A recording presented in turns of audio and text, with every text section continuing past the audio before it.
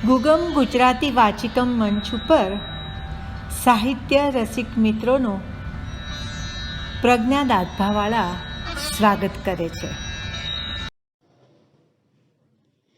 ગુગમના સાહિત્ય પ્રેમીઓને વૈશાલી રાડિયાના નમસ્કાર. કવિ શ્રી વિનોદ જોશીની રચના કૂંચી આપો બાઈજી એ વિશે આજે હું વાત કરીશ. આ કવિતા એક નવોઢા સ્ત્રીના મનના ભાવોને રજૂ કરે છે. હજુ પિયરમાં મોજ મસ્તી અને સહિયરો સાથે રમતી હોય અને ત્યાં જ સાસરે જાય એટલે એક ખાલી ઉંમર વડોટે ને ત્યાં જ એ સ્ત્રી એક મર્યાદામાં પૂરાઈ જાય છે અને એને એવું લાગે છે કે જાણે મારી આ બચપણની મસ્તી અને મારી સહિયરો સાથેનું રમત આ બધું આ બાઈજી એટલે કે સાસુ નામની આ વ્યક્તિએ એક પટારામાં પૂરી દીધું છે અને તે એની સાસુ પાસે એ પટારાની ચાવી માંગે છે કે મને મારી રમતો મારું બચપણ પાછું આપો ને. અને કેટલા સરસ ભાવ, કેટલા સરસ શબ્દો કે કૂંચી આપો બાઈજી તમે કિયા પટારે મેલી મારા મૈયરની શરણાઈજી. કેટલી સરસ વાત કરે છે. અને બચપણ પાછું માંગવા માટે એ સાસુને કહે છે કે કોઈ કંકુ થાપા ભૂસી મને ભીંતેથી ઉતરાવો, આ મીંડળની મરજાદા લઈ મને પાંચીકડા પકડાવો, મને પાંચીકડા પકડાવો. કે સ્ત્રી છે જ્યારે એક માવતરનું ઘર મૂકીને સાસરાના ઘરમાં પ્રવેશ કરે છે ત્યારે તેને કેટલું બધું છૂટી જાય છે અને એક જ દિવસમાં અચાનક જ કેટલી બધી મર્યાદાઓથી ઘેરાઈ જાય છે. તો આખા ગીતનો આ એટલો સરસ ભાવ છે, ગીતનું સ્વરાંકન પણ એટલું સરસ છે કે આપણને એમ થાય કે સાંભળતા જ રહીએ. અને એક બાલિકા વધુને આપણે ગણીએ તો એની પણ જાણે એક આમાં વેદના તાદૃશ થાય છે. એટલે આ ગીત છે એ ખરેખર સાંભળવા અને માણવા લાયક છે. આભાર. સુરતથી મીતા કેતન ઝવેરીના નમસ્કાર. આજે ગમતી કવિતાની વાત. સૈયર તારા કિયા ચૂંદણી મોહ્યો તારો છેલ કહેને, ગોકુળમાં ગોકવાર આવો તું શ્યામ, હવે રાધાને મુખ ન બતાવશો. કે પછી પાસ પાસે તોય કેટલા જોજન દૂરનો આપણો વાસ, જેમ કે ગગન સાવ અડોઅડ તોય છેટાનો ભાસ. આ કે આવા ગીતો દ્વારા સૌ સાહિત્ય રસિકો જેમને ઓળખે છે એ કવિશ્રી માધવ રામાનું છે. ગાંધીજી વિશે લખ્યું, હૃદયની છેક અડોઅડ પહોંચી પૂછ્યું હશે ગોળીએ, હૃદયની છેક અડોઅડ પહોંચી પૂછ્યું હશે ગોળીએ, કોણ હતા એ ગાંધી. ઉત્તર દેવા અચરજ પામી થંભ્યું હશે ઘડી પર હૈયું, ઉત્તર દેવા અચરજ પામી થંભ્યું હશે ઘડી પર હૈયું, ગાંધી હતા નહીં છે. આજે પ્રેમથી શરૂ થઈ ભક્તિ, સમર્પણ અને ઐક્ય સુધીની અંતરયાત્રાની વાત જે કાવ્યમાં, જે ગીતમાં કવિશ્રી માધવ રામાનું જે કરી છે એની વાત. અંદર તો એવું અજવાળું અજવાળું, અંદર તો એવું અજવાળું અજવાળું, ટળવળતી હોય આંખ જેને જોવાને એને મીચેલી આંખે ભાડું. અંદર તો એવું અજવાળું અજવાળું. ઊંડે ને ઊંડે ઉતરતા જઈએ, ઊંડે ને ઊંડે ઉતરતા જઈએ ને તોય લાગે કે સાવ અમે તરીએ. અહંકાર હું પણ છૂટે અને પછી જે હળવાશ મળે ને એની આ વાત છે. ઈશ્વર પ્રત્યેનો પ્રેમ ભક્તિમાં પરિણમે ત્યારે આપણામાંથી આપણું હુંપણું છૂટે, અને જ્યારે હુંમાંથી હું ખરે ત્યારે રહે માત્ર એ પરમ તત્વ. આ પરમ તત્વ સાથે આત્માનું જોડાણ થાય પછી આપોઆપ બધા જ પડળ ખુલતા જાય. આ વાત કવિ શ્રી માધવ રામાનુજ આ રીતે લખે છે. ઊંડે ને ઊંડે ઉતરતા જઈએ ને તોય લાગે કે સાવ અમે તરીએ. ઊંડે ને ઊંડે ઉતરતા જઈએ ને તોય લાગે કે સાવ અમે તરીએ. મરજીવા મોતીની મુઠ્ઠી ભરે ને એમ ઝળહળતા શ્વાસ અમે ભરીએ. પછી આર પાર ઉઘડતા જાય બધા દ્વાર. પછી આર પાર ઉઘડતા જાય બધા દ્વાર. નહીં સાંકળ કે ક્યાંય નહીં તાળું. અંદર તો એવું અજવાળું અજવાળું. ઝળહળતા શ્વાસ થકી એકત્વની આરાધના આગળ વધે. હજુ એ ક્યાંક ખૂણે ખાચરે મોહ, ઈર્ષા કે દ્વેષની કરજો રહી હોય તો જેમ ફૂલને એની સુવાસ ખટકે ને તેમ આપણને આપણું હોવાપણું ખટકે. આ ખટકો જ એક્યની પરમ પ્રાપ્તિ સુધી લઈ જાય. આનંદની આ અવસ્થા કાયમ જ રહે એવું ઝંખન કવિશ્રીની સાથે સાથે આપણને પણ રહે જ. સૂરજ કે છીપમાં કે આપણામાં આપણે, સૂરજ કે છીપમાં કે આપણામાં આપણે ઓતપ્રોત એવા તો લાગીએ. સૂરજ કે છીપમાં કે આપણામાં આપણે ઓતપ્રોત એવા તો લાગીએ. ફૂલની સુવાસ સહેજ વાગતી હશે ને, ફૂલની સુવાસ સહેજ વાગતી હશે ને એવું આપણને આપણે જ વાગીએ. આવું જીવવાની એકાદ પળ જો મળે તો એને જીવનભર પાછી ન વાળું. અંદર તો એવું અજવાળું અજવાળું. અસ્તુ. નમસ્કાર વાચિકમ મિત્રોને, હું હર્ષા કેલિફોર્નિયાથી બોલું છું. મારું પ્રિય ગીત, કવિતા કહો કે જે કોઈ બોટાદકરનું લખેલું છે. જનનીની જોડ સખી નહીં ચડે રે લોલ. માતા જનની ઉપર લખેલું આ ગીત મને ખૂબ જ પ્રિય છે. મીઠા મધુ ને મીઠા મેહુલા રે લોલ, એથી મીઠી છે મોરી માત રે.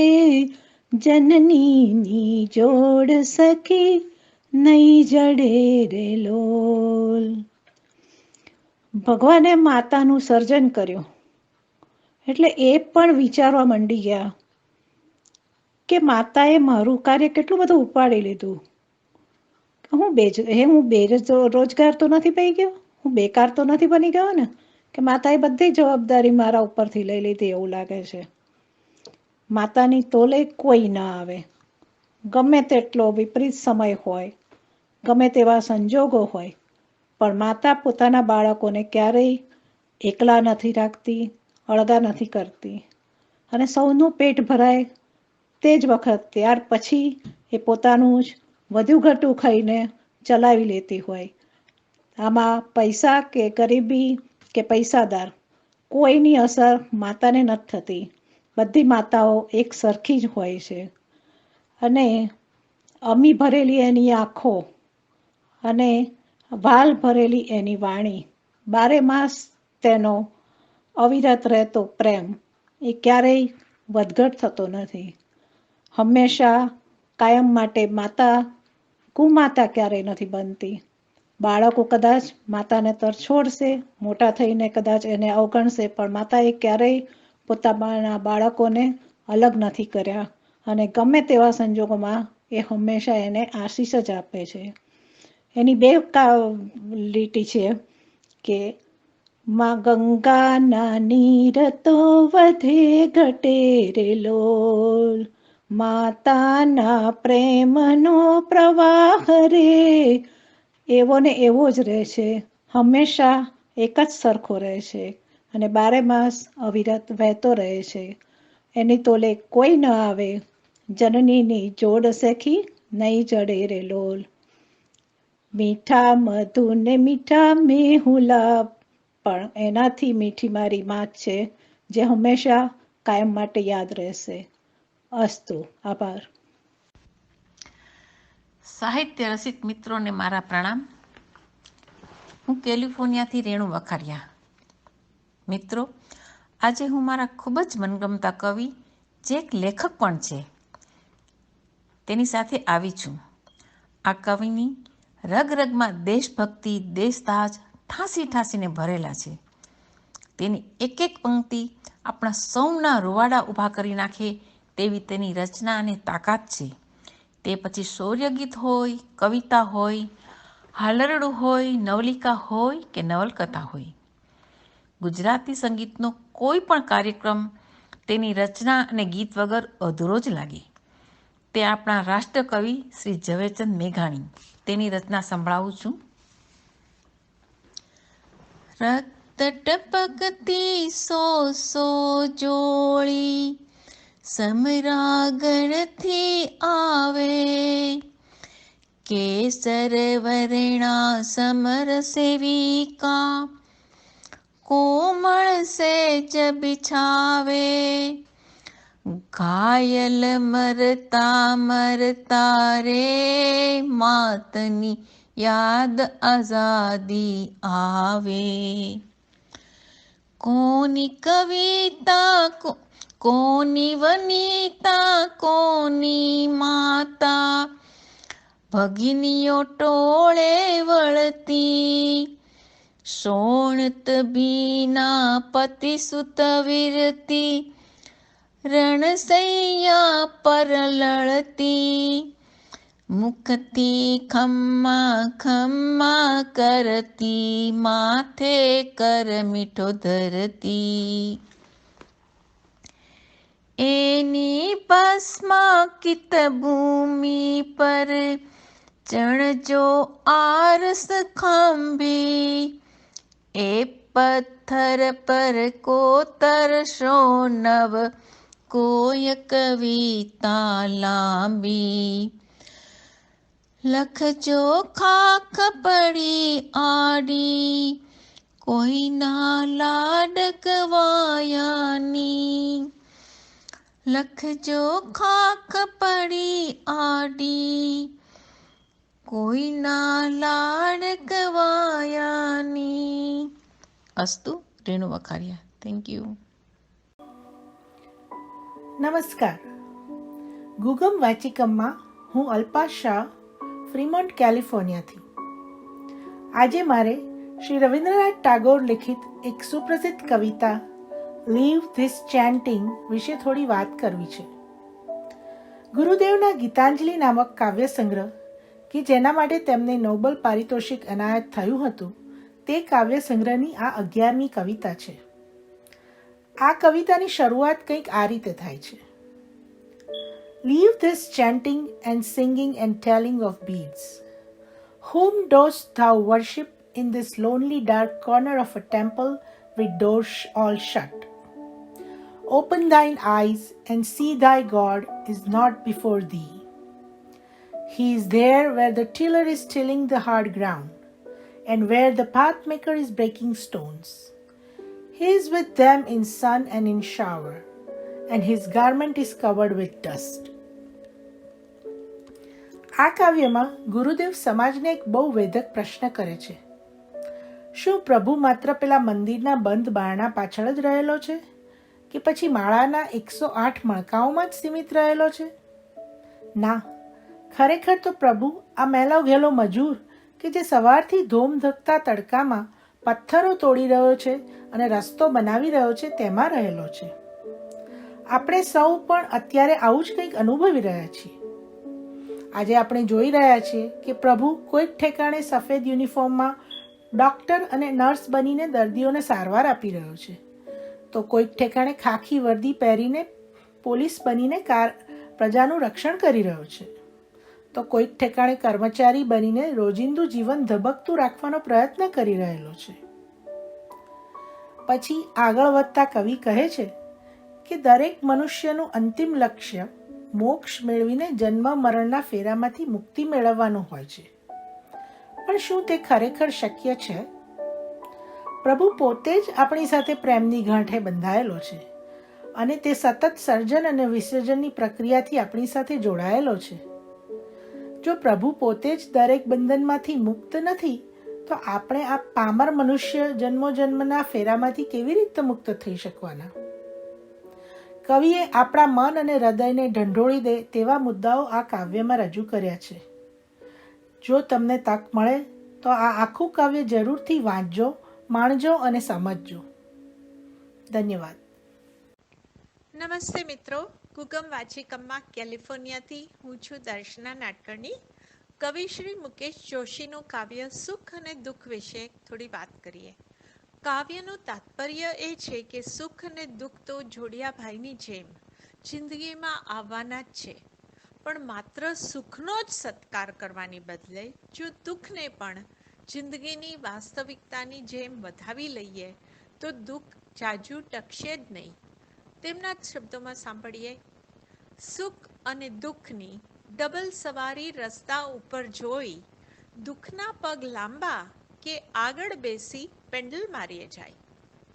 સુખ રૂપાળું કિંતુ નાનું, દુઃખ પાછળ ઢંકાઈ જાય.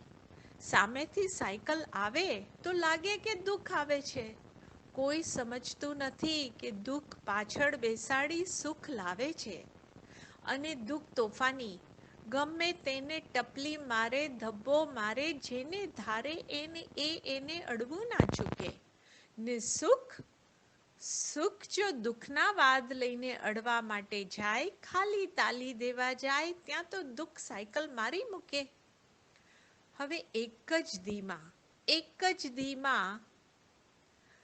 દુઃખને હજારો જણને મળવાનું. બોલો, ધીમી સ્પીડે જાય તો દુઃખને ક્યાંથી ફાવે? ને સુખને તો 2-4 જણને મળી લીધું કે સાયકલ ઉપર બેઠું બેઠું નસકોરા બોલાવે. કદી તમારા ઘર પાસે સાયકલ પાર્ક કરેલી મળશે? સમજી લેજો, સુખ ને દુઃખની જોડી હમણાં આવી ચડશે. મળી જાય તો બંને જણનું હૃદય ભરીને સ્વાગત કરજો. બની શકે તો દુઃખની સાથે બેસીને ચા પાણી કરજો. સુખની એ મુશ્કેલી છે કે ખરાબ ગ્રહો એ સહી ના શકે, અને દુઃખની એ પીડા છે જ્યાં સત્કાર મળે ત્યાં રહી ના શકે. તો વાત બધાય જાણે, કિંતુ દુઃખથી સૌ ડર્યા કરે છે. અને કોઈ મારો સત્કાર કરશે એવી આશા લઈને યુગોથી સુખ દુઃખને લઈને સાયકલ ઉપર ફર્યા કરે છે. અસ્તુ. ગુગમ વાચિકમમાં સૌ સાહિત્યકારોને સલામ. મારી ગમતી ગઝલ વિશે બોલવાનું છે તો હરીન્દ્ર દવેની આ ગઝલ સિવાય મને બીજું કંઈ યાદ આવતું નથી. પાન લીલું જોયું ને તમે યાદ આવ્યા, જાણે મોસમનો પહેલો વરસાદ ઝીલ્યો રામ. એક તરણું કોળ્યું ને તમે યાદ આવ્યા. પ્રિય પાત્રની યાદ કેવી સંકળાયેલી છે દરેક કુદરતી વસ્તુ સાથે. આંખ ખુલતા જ જો લીલું પાન નજરે પડી જાય તો યાદની ટીસ હૃદયને છલની કરી નાખે, અને જાણે મોસમનો પહેલો વરસાદ ઝીલ્યો રામ. મોસમના પહેલા વરસાદના ટીપા સાથે હજારો યાદ ઉમટી આવે. દૂર દૂર ક્યાંક પંખી ટહુકે અને એ ટહુકાના સૂરમાં પ્રીતમનો સૂર સંભળાય, જાણે શ્રાવણના આબમાં ઉઘાડ થયો. કેટલી સુંદર કલ્પના! ભીનું ભીનું આકાશ અને પંખીનો ટહુકાર. કોઈ આંગણ અટક્યું ને તમે યાદ આવ્યા. પગરવની દુનિયામાં શોર થયો. ડગલે ને પગલે પ્રીતમની યાદ છે. એક પગલું ઉપડ્યું ને તમે યાદ આવ્યા. કુદરતને અને પ્રીતમને જન્મોનો રિશ્તો છે. પાન, ફૂલ, ચાંદ, તારો, દરિયો, દરેક કુદરતના નજારા સાથે પ્રેમીની યાદ સંકળાયેલી છે. એક ખુલ્લું મેદાન હોય જેમાં આંખ બંધ કરીને પ્રેમી ઊભો રહે અને નજર સામે ફક્ત પ્રકૃતિનું સૌંદર્ય હોય તો ક્યાં પ્રેમીને પ્રેમિકાની યાદ આવ્યા વગર રહે? કવિ હરીન્દ્ર દવે જેવા કવિ એને આ ગીત સાથે તાદ્રશ્ય કરી બતાવે છે, જાણે કણકણમાં એની પ્રિયતમાની યાદ ભરી છે. કલાપી કહે છે તેમ જા જા નજર મારી ઠરે, યાદી ભરી આપની, દરેક પ્રેમી હૃદયને આ ગીત અર્પણ. અસ્તુ.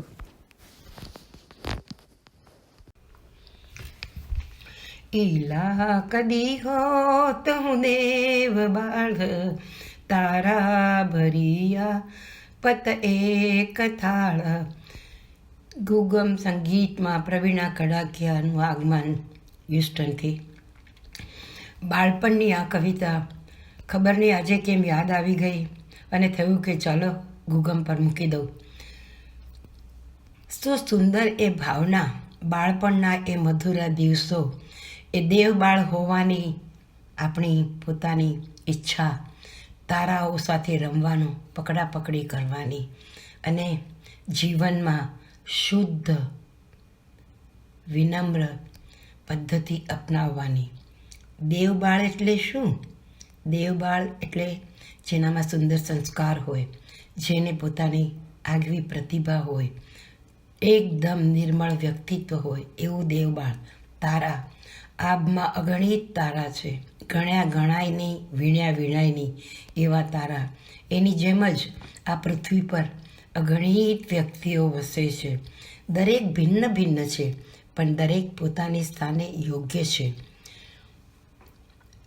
તારાનો ચમકાટ, જીવનમાં પ્રતિભાનો પ્રવેશ, આ બધું ખરેખર જીવનને ઉન્નત બનાવવા માટે પુષ્કળ છે.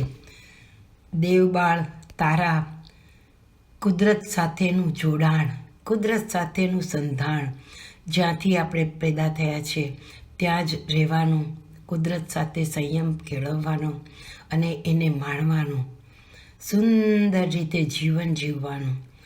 આજની 21મી સદીમાં આપણે કોરોના જોઈ રહ્યા છીએ. જ્યાં ત્યાં વેર ઝેર, ઝઘડા, ઈર્ષ્યા, મારો કાંટો, જેહાદ આ જ દેખાય છે. ત્યાં કેવી ઉદાત્ત ભાવના. જો હું દેવબાળ હોત તો તારા ભરીને એક થાળ લઈને રમત તારી સાથે, કુદરત રમત તારી સાથે.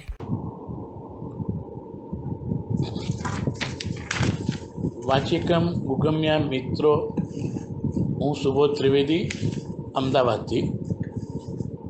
હું મારા પ્રિય કવિ શ્રી કૈલાસ પંડિત અને તેમની દસ્તી ઉપરની કવિતા વિશે વાત કરું છું. શ્રી કૈલાસ પંડિતનો જન્મ 1940ના રોજ જબલપુરમાં થયેલ, પરંતુ તેમની મોટાભાગની જિંદગી મુંબઈમાં વીતી હતી. તેમણે 12 વર્ષની ઉંમરે લખવાનું શરૂ કરેલ અને 1994માં, એટલે કે લગભગ 54 વર્ષની ટૂંકી આયુમાં એમણે એમની જિંદગી સમેટી લીધી. ચંદ્રકાંત બક્ષી જેમ ગદ્યમાં કડવા ઘૂંટડા પીવડાવવામાં મશહૂર, તેવી રીતે કૈલાસ પંડિત તેમની કવિતા અને ગઝલોમાં દર્દ અને માયુસી કુદરતી રીતે નિસરતી. તેમની એક કવિતા દોસ્તી ઉપર છે, તેનું મુક્તક છે: અહીં કોણ ભલાને પૂછે છે, અહીં કોણ બુરાને પૂછે છે, મતલબથી બધાને નિસ્બત છે, અહીં કોણ ખરાને પૂછે છે, અત્તરને નીચોવી કોણ પછી ફૂલોની દશાને પૂછે છે, સંજોગ ઝુકાવે છે નહીતર અહીં કોણ ખુદાને પૂછે છે.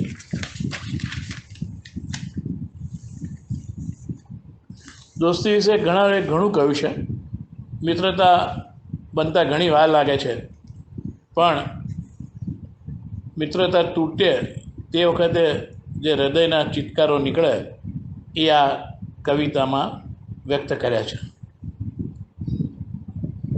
પંક્તિ છે: જિંદગીના હર કદમ પર મારે અથડાવું પડ્યું, એટલે મૃત્યુને અધીન છેવટે થવું પડ્યું. એ વરસતા વાદળા જેવા બધા મિત્રો મળ્યા, પ્યાસ મારી ના બુજી નહાકનું ભીંજાવું પડ્યું. એ રીતે આંધી ઉઠી થઈને કફન બેસી ગઈ, જોઈ દશા કૈલાસની કુદરતને શરમાવવું પડ્યું.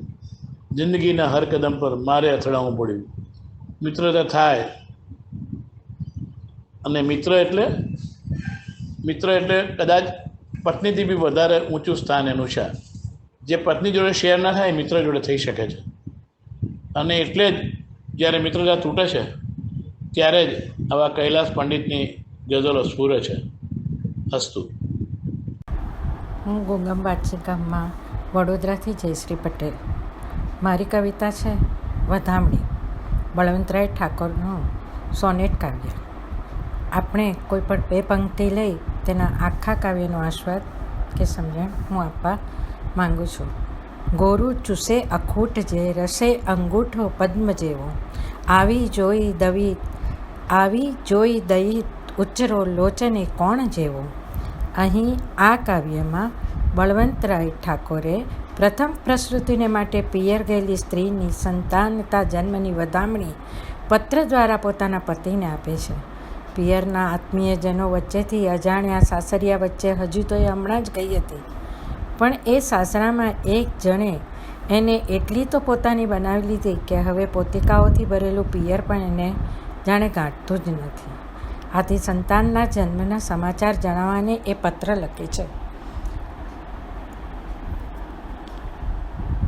લખે છે. અને તેમાં તે પ્રથમ પંક્તિઓમાં વધામણી ખાય છે અને કહે છે કે હે વાલા, મારા નિસ્દિન પ્રિયતમ, તમે આ જુઓ, હું તમારી એવી તો પરિચિત પ્રીતિથી બાંધી અને ચિત્તહારી થઈ છું કે પ્રભુએ તમને તમારી આગળ મને શીશ નમાવે છે, કારણ મનથી પતિને મેં ઝંખના કરી છે. અને કહે છે કે એક જીવનમાંથી બીજો જીવ ઉત્પન્ન કરતાં દેવે જાણે મને સાગર જેવા ઊંડા ગહનમાં ખેંચી લીધી હતી અને તે જાણી શકી ક્યાં ગઈ, કેમ આવી, પછી સારું થયું, જીવાદોરી ત્રુટી ન ગઈ. અને આથી તે શીશ નમાવી દે છે અને પ્રભુએ તેને નવું જીવન આપ્યું છે. તે આ બનવાના આ અનુભવોને માણી રહે છે. તે કહે છે, જાણું તમને નજદીક, સમજું સાચા, છતાં તમે સ્વપ્ન જેવા નકામા ગણી લો. તમે આવો, હવે આવો, મને હરી લો. નાયિકા અને પતિની ઝંખના થાય છે. આ ઝંખના આવીને પોતાના પતિ પૂર્ણ કરે એવી તેના હાથમાં તે હાથ ધરી અને જાણે પોતાની સાક્ષી ધરી દે ને મીઠા વચનો સાંભળવા તે અધીર થઈ જાય છે. માટે તે પતિનો મીઠો સહવાસ માંગે છે. એના ખોળાનો ભાર હલકો થયો છે. એક ઋતુ આખી પસાર થઈ ગઈ છે અને ખોળામાં એક ગોરું કમળ જેવું અંગૂઠાનો રસ ચૂસતું બાળક છે અને તેની પાસે આવીને કહે છે, વાલા, જરા આ તો કહો, આ અખૂટ રસ જે અંગૂઠા પદ્મ જેવાનો ચૂસી રહ્યો છે, હે દૈત, હે પિતા, તમે બોલો તો ખરા, આ કોના જેવો છે? અહીં કેટલી સુંદર રીતે પત્ની પોતાને ત્યાં બાળકરૂપી બાળ આવ્યું છે તે દર્શાવે છે.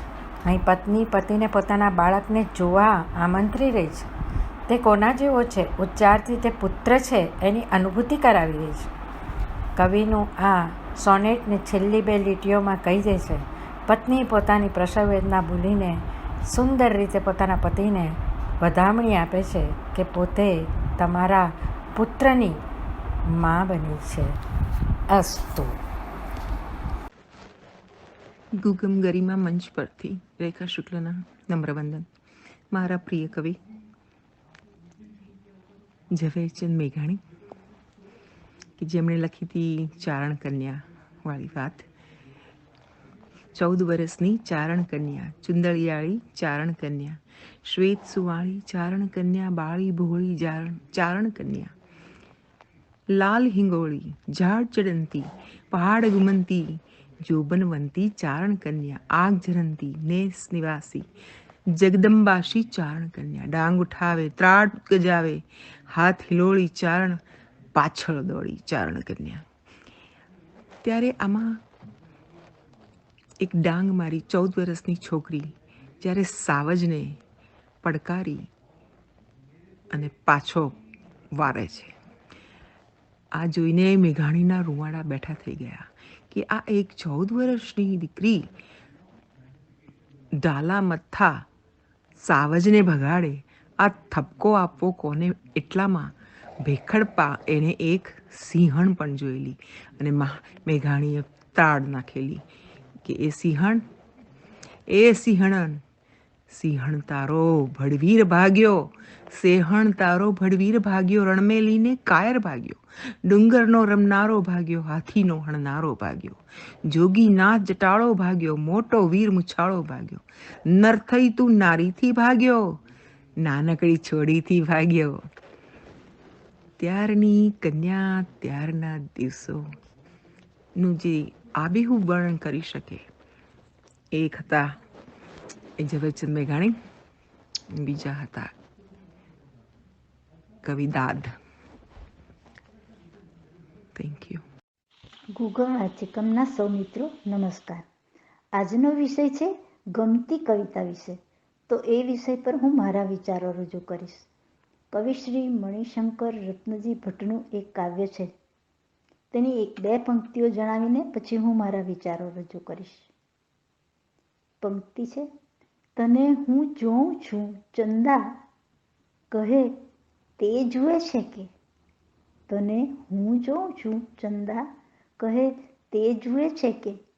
અને આ આંખની માફક તે રૂએ છે કે. નીલા આકાશમાં રૂપેરી ચાંદની રેલાવતા ચંદ્રની સંગત માણવાનું આમંત્રણ તો સૌને માટે હોય છે. તેની રસભર ચાંદનીની મોહકતાનું ખેંચાણ સૌને ઘાયલ કરવા સક્ષમ હોય છે. સૌ તેના કાયલ તો છે જ. પ્રશ્ન એ થાય છે કે આ ચકોર ચંદ્રમાં કવિઓને વધારે પ્રિય હશે કે પ્રેમીઓને? આના જવાબમાં એક તરફ કવિઓ અને બીજી તરફ પ્રેમીઓ આવીને પોતાના ચંદ્ર પ્રેમના પુરાવા આપ્યા જ કરે તો પણ પરિણામ શું આવે ખબર છે? ન મળે ને આવા પરિણામ તો. પણ હા, ચાંદમાં એવી શક્તિ ખરી કે તે કવિને પ્રેમી અને પ્રેમીને કવિ જરૂર બનાવી દે.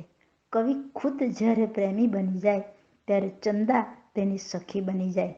પ્રેમી જ્યારે અસીમ અજવાસની સોગાદ લઈને ઉદય થયેલા ચંદ્રને જુએ ત્યારે તેનું મન કવિ બનીને ગાવા લાગે અને તેના મુખેથી શબ્દો બનીને સરકવા લાગે. એ જ તો છે કવિતા. આમ કવિ અને પ્રેમી એક બની જાય ત્યારે ઉદ્ભવે કોઈ અનેરી સક્ષમ કવિતા. કોઈ રૂપેરી રાતે અનંત આકાશમાં પોતાના તેજ થકી અધિપત્ય જમાવતી રૂપના કળશ સમી ચંદાને જોતા જ કવિ તેમાં પોતાની નજદીકી સખીના દર્શન કરે છે. પોતાની પ્રિય સખીને તો બધું જ પૂછાય, ખરું કે નહીં? એટલે શરમ ને સંકોચ છોડીને મનની બધી વાતો કહેવાય પણ ખરી અને પૂછાય પણ ખરી, અને પ્રિયજનના વાવડ પણ પૂછાય. આટલી છૂટ મળતાની સાથે જ કવિની કલ્પના રંગ લાવે છે. ચંદા તો ઊંચે આભની અટારીએ, તે તો સઘળે સઘળું જોઈ શકે, એટલે તેને તો પોતાની પ્રેમિકા પણ દેખાતી હોય એવું બને. આ સુંદર કલ્પના કવિને પ્રેમનો એવો તો ઉભરો લાવે કે તે ચંદાને પૂછી બેસે, ચંદા, હું તને જોઉં છું, શું તે પણ જુએ છે કે? આ સાથે જ કલ્પનાનું સામ્રાજ્ય વિસ્તરવા લાગે અને બંને નજરો જો ચાંદને જોતી હોય તો એ નજરના તારોનું મિલન સ્થળ તો ચંદા જ બને ને. બંને પ્રેમીઓ જાણે આમ સામ સામે બેઠા હોય તેમ ચંદાની મદદથી એકબીજાની હાજરીનો અહેસાસ કરવા લાગે છે અને જાણવા કહેવાની બધી બાબતો જાણે ચર્ચાવા લાગે છે. બે જુદા જુદા દેશની ભાષાના જાણકારની વચ્ચે દુભાષીઓ જેમ બે વ્યક્તિઓ વચ્ચે વાર્તાલાપ કરાવી શકે તેમ દૂર દૂર બેસેલા પ્રેમીઓના મિલન માટે જોઈએ ચંદ્રમા. એ ચંદ્રમાની ચાંદની જ્યાં શરીરને સ્પર્શી પ્રેમીઓના રૂવે રૂવે કવિતા પ્રગટે અને પછી સ્વકલ્પનાની પાંખે સવાર થઈને કવિ પ્રેમની અને વિરહની લાગણી લઈને ઉપડે દૂર દૂરના પ્રવાસે. અસ્તુ. માયા દેસાઈ, મુંબઈ, ભારત. મારા કવિ એટલે રમેશ પારેખ. એમની એક નાનકડી કવિતા અને એના વિશેના મારા વિચારો. હું ને ચંદુ છાનામાના કાતરિયામાં બેઠા, દેસન પડતું મૂકી ફિલ્મ રમવા બેઠા. મમ્મી પાસે દોરી માંગી, પપ્પાની લઈ લૂંગી, પડદો બાંધી અમે બનાવી ફિલ્મ મૂંગી. દાદાજીના ચશ્મામાંથી કાઢી લીધો કાચ, એનાથી ચાંદરણા પાડ્યા પડદા ઉપર 5. ચંદુ ફિલ્મ પાડે ત્યારે જોવા આવું હું ફિલ્મ પાડું તો જોવા આવે છે ચંદુ. કાતરિયામાં છુપાઈને બેઠી હતી બિલ્લી એક, ઉંદરડીને ભાળી એણે તરત લગાવી ઠેક. ઉંદરડી છટકીને બિલ્લી ચંદુ ઉપર આવી, બીક લાગતા ચંદુ સાથે ચીસો મેં ગજાવી. દોડમ દોડા ઉપર આવી પહોંચ્યા મમ્મી પપ્પા, ચંદુડિયાનો કાન આંબળ્યો મને લગાવ્યા ધબ્બા. મારા પ્રિય કવિ રમેશ પારેખની આ રચના, એમની બધી જ કવિતાઓ આમ તો અનોખી, સરળ ભાષામાં સોંસરવી પેસી જાય એવી, તો વળી સોનલને સમર્પિત રૂજી કવિતાઓ. મેં પસંદ કરેલી આ કવિતામાં મેં ખૂબ બચપણ માણ્યું. કેટલીય ઉનાળા વેકેશનની ધમાલની સ્મરણ યાત્રા થઈ ગઈ. આ સરળ ચંદુ સાથેની ધડકભરી મસ્તી, નિર્દોષ છતાંય ટીખળી. ભાવ જગતમાં એક ચશ્માનો કાચ, પપ્પાની લુંગી કેવી કલ્પના જગતની સૈર કરાવે છે. વળી પ્રોજેક્ટર અને પ્રેક્ષક પણ ખરા જ. જેમ વાસ્તવિક જગતમાં ફિલ્મ બનતા બનતા કેટલાય ઉંદર અને બિલાડી ખેલ બગાડી નાખે છે, એનોય ચિતાર ખરો જ. રપા ગુગમ વાચિકમમાં હું જયવંતી પટેલ, કેલિફોર્નિયાથી. નમસ્તે મિત્રો. મને ગમતી એક કવિતા, એક જ દે ચિનગારી. મને આ કાવ્ય ખૂબ પસંદ છે. પહેલાં હું કાવ્ય આલેખું અને પછી તેનો મર્મ. એક જ દે ચિનગારી મહાનલ, એક જ દે ચિનગારી. ચકમક લોઢું ઘસતા ઘસતા ખર્ચી જિંદગી સારી. જામગરીમાં તણખો ન પડ્યો, ન ફળી મહેનત મારી. ચાંદો સળગ્યો, સૂરજ સળગ્યો, સળગી આભ અટારી. ના સળગી એક સગડી મારી, વાત વિપતની બારી. ઠંડીમાં મુજકાયા થથરે, ખૂટી ધીરજ મારી. વિશ્વાનલ હું અધિક ન માંગુ એક ચિનગારી. હરિહર ભટ્ટ આ એક જ કાવ્યથી ખૂબ પ્રસિદ્ધ થયા. તે પછી ખાસ તેઓએ લખ્યું નથી. આ સુંદર કવિતામાં કવિએ ખૂબ જ સરળતાથી સાદા શબ્દોમાં ગહન વાત કહી છે. જ્યાં સુધી આપણને આત્મજ્ઞાન ન થાય ત્યાં સુધી આપણે ચારે દિશામાં ભટકી ગોતા ખાઈએ છીએ. કવિની એ જ માગણી છે કે હે પ્રભુ, તારી એક ચિનગારી, એક તણખો મારી આંખ સામેનો પડદો હટાવી દેશે અને પોતાના આત્માને એક સગડી સાથે સરખાવે છે. આપણે તાપણું કરવું હોય તો સૂકા દાળ પાંખડા ભેગા કરી ઢગલો કરીએ અને તેને પ્રગટાવવા ફક્ત એક જ નાની દિવાસળીની જરૂર પડે છે. તેને પ્રજ્વલિત કરી શકે. ચકમક લોઢું ઘસીએ તો તણખો પ્રગટે અને તાપણું સળગે. મારું જીવન આખું આ તણખાની શોધમાં વીતી ગયું, પણ હજુ આત્મજ્ઞાન નથી થયું. તો એ એક ઝબકારો કરી મને અંધારામાંથી ઉજાસમાં લાવો. ઊંચે ગગનમાં ચાંદો અને સૂરજ બંને પ્રકાશમય છે. આખું ગગન પ્રકાશી રહ્યું છે, પણ મારા હૃદયમાં હજુ એ ઝબકારો ન થયો હોય, પ્રકાશિત નથી. તો હે પરમાત્મા, આ વાત મારે માટે ઘણી વિપત્તિ ઊભી કરે છે અને મને દુઃખ આપે છે.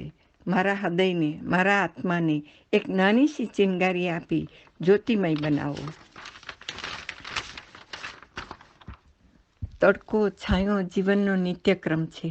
તડકામાં શીતળતા ઈચ્છું અને ઠંડીમાં જ્યારે કાયા ધ્રુજે ત્યારે એ તાપણા વિના એક જ્ઞાન વીજળી જ્યાં સુધી ન ઝબૂકે ત્યાં સુધી હું ધ્રુજ્યા રાખું છું. ઓ વિશ્વના આધાર, મારે ક્યાં વધારે જોઈએ છે? હું અધિક ન માંગુ, બસ માંગુ એક ચિનગારી. ચકમક લોઢું ઘસતા ખર્ચી જિંદગી સારી. કવિ તેના મનના ભાવો પ્રદર્શિત કરતા કહે છે, મારી સારી ઉંમર તારી તલાશમાં વિતાવી નાખી, પણ મારા અંતર્મનમાં કેમ કોઈ ઝબકારો ન થયો? તું એ દીવો ન પ્રગટાવે ત્યાં સુધી મારા અંતરચક્ષુ ક્યાંથી ખુલે? અંતરના આત્માને જાગવાની જરૂર હોય છે અને એને માટે એક જ્યોત, તારી કૃપાની રાહ જોઈ રહ્યો છું. અને વાટ જોતા જોતા મારી ધીરજ ખૂટી ન જાય એ જરૂર જોજો. કેટલી સરસ વાત સરળતાથી કહી. બસ એક જ દે ચિનગારી. અસ્તુ.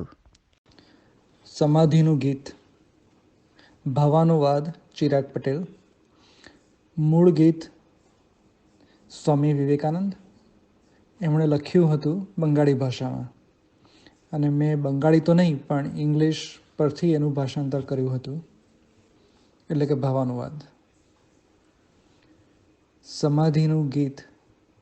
નહીં સૂર્ય નહીં જ્યોતિ નહીં શશાંક સુંદર, ભાસે વ્યોમે છાયાસમ છબી વિશ્વ ચરાચર. અસ્ફુટ મન આકાશે જગત સંસાર ભાસે, ઉઠે ભાસે ડૂબે પુનઃ અહમ સ્ત્રોતે નિરંતર. ધીરે ધીરે છાયાદળ મહાલયે પ્રવેશ્યું, વહે માત્ર અહમ અહમ એ જ ધારા ક્ષણે ક્ષણે. એ ધારાએ બંધ થઈ શૂન્ય શૂન્ય મળી ગઈ. અવાંગ મનસો ગોચરમ થાય પ્રાણ માહે જાણ. નહીં સૂર્ય નહીં જ્યોતિ નહીં શશાંક સુંદર, ભાસે વ્યોમે છાયાસમ છબી વિશ્વ ચરાચર. અસ્તુ. ગુગમ વાચિકમમાં કેલિફોર્નિયાથી અમિતા ધારિયાના નમસ્કાર. મિત્રો, વિશુદ્ધ પ્રેમની વાત આવે અને હોઠ પર સૌથી પહેલા રાધા કૃષ્ણનું નામ આવે. ગોકુલ છોડ્યા પછી કૃષ્ણ રાધાને ક્યારેય મળ્યા નથી. એ રાધાની વેદના તો કોઈથી અજાણી નથી, પણ કૃષ્ણની વેદના? તો આવો શ્રી ઇન્દિરા બેટીજીએ લખેલ કવિતામાં સાંભળીએ કૃષ્ણની વેદના. રાધાની વેદના તો દુનિયાએ જાણી, પણ માધવની વેદના અજાણી. હૈયાના ગોખમય સાચવીને રાખી, તે હોઠ પર ક્યારેય ના આણી. રાધાએ શબ્દોના બાણ ઘણા માર્યા, પણ માધવના ખોલે કઈ વાણી. વાંસળીના સ્વરમાં પણ વહેતી ના મૂકે, માધવ તો મનના બંધાણી. માધવની નજરોમાં છાનું છપનું જોયું ત્યાં, ઝાંખીએ મુજને દેખાણી. જળું જળું સાવ થતી આંખોમાં વાદળને, વાદળમાં વેદનાના પાણી. રાધા રે રાધા આ મૂંગા તે માધવની, વેદના છે તુજથી અજાણી. તારી તે પીડાના કોચલામાં તુજને, એ કદી એ ના થોડી સમજાણી. એકવાર માધવના મનને તું વાંચજે, ખૂટશે ના આંખોમાં પાણી. શ્રાવણી તો શ્રાવણના જળમાં જઈ ડૂબી, કે કોને એને બહાર લેશે તાણી. રાધાની વેદના તો દુનિયાએ જાણી, પણ માધવની વેદના અજાણી. હૈયાના ગોખમય સાચવીને રાખી, તે હોઠ પર ક્યારે ના આણી. ગુગમ ગરિમા મંચ પર સર્વ શ્રોતાઓને ડલાસ ટેક્સાસથી અંજના શુક્લના નમસ્કાર. ઝવેરચંદ મેઘાણીની કવિતા એટલે કે પોઅમ ચારણ કન્યા ઉપર મારું નિર્દેશન. ઘણાને આ જાણીતી કવિતા એટલે કે પોએમ ખબર જ હશે. એ એક શૌર્ય રસભરી કવિતા છે. ચારણ કન્યાની વાછરડાને બચાવવા માટેની બહાદુરી જોતાં જ ઝવેરચંદ મેઘાણીના મુખથી આ કવિતાના શબ્દો સરી પડ્યા. થોડી લાઈન બતાવી એની સમજૂતી પર આગળ વધીશ. કવિતાનો સાર આપીશ. ત્રાડ પડી તું ઊભો રહેજે, ગીરના કૂદતા તું ઊભો રહેજે, કાયર કૂદતા ઊભો રહેજે, પેટ ભરા તું ઊભો રહેજે, ભૂખ મરા તું ઊભો રહેજે, ઘોર લૂંટારા તું ઊભો રહેજે, ગોજારા તું ઊભો રહેજે. અને આગળ એ નાની વયની છોકરીનું વર્ણન કરી સિંહના ભાગવા વિશે વર્ણન કરે છે. આ કવિતામાં નાની વયની કન્યાની વાછરડાને સિંહના પંજામાંથી બચાવવાની બહાદુરી બતાવી છે. ગાય વાછરડાની આપણે પૂજા કરતા હોઈએ છીએ, એનું હિન્દુ ધર્મમાં મહત્ત્વ છે એ બતાવ્યું છે. અને આ કન્યા જાણે ખરેખર મા દુર્ગાનું રૂપ બની બૂમ પાડતી દોડે છે એ સાંભળીને જાણે સિંહ પણ ગભરાઈને વાછરડું છોડી ભાગી જાય છે. We can see the emotion, the greed, the courage and anger all here in this poem. This is a very nice poem from Jhaverchand મેઘાણી. નમસ્કાર. નમસ્તે મિત્રો, ગુગમ વાચિકમમાં કેલિફોર્નિયાથી હું છું દર્શના નાટકર્ણી. એક કાવ્ય એ વિષય ઉપર આજે હું એન્ડ્રુ માર્વેલ નામના કવિનું એક અંગ્રેજી કાવ્ય છે એના વિશે વાત કરું છું. એ આખા કાવ્યનો ગુજરાતીમાં અનુવાદ કરીને મેં મારા બ્લોગ ઉપર મૂકેલ છે અને યુટ્યુબમાં પણ મૂકેલ છે. આ કાવ્યમાં કવિ ભૌતિક પ્રેમ વિશે લખે છે. વાસ્તવિકતામાં બનતું હોય તે પ્રમાણે તેની પ્રેયસી શરમાળ છે અને તેને સંબોધીને લખેલ કાવ્યનું શીર્ષક છે શરમાળ પ્રેમિકાને સંબોધીને. કવિ પ્રેમિકાને કહે છે કે જો આપણી પાસે સમયનો અભાવ ન હોત તો આ શરમાવાના તારા નખરાને હું અપરાધ ન ગણત. ગંગા નદીને કિનારે તું કોડી અને પથ્થર ગોતતી ચાલે ત્યારે તારી સાથે કલાકો હું ચાલત અને નોવાનું પૂર આવ્યું તેના 10 વર્ષ પહેલાથી તને ચાહતો હોત. 100 વર્ષ તારી આંખોની પ્રશંસા કરતો હોત અને તારા એક સ્તન માટે હું 2 લાખ વર્ષ રાખીને બાકીના તારા સુંદર શરીર માટે 30,000 વર્ષ પ્રશંસા કરવા માટે રાખત. આવી સુંદર ભૌતિક પ્રેમની વાત કર્યા પછી કવિ કેવી રીતે આ વાતને વાસ્તવિકતામાં લાવે છે તે તમે કાવ્ય વાંચીને ખુદ આનંદ લેશો. અસ્તુ.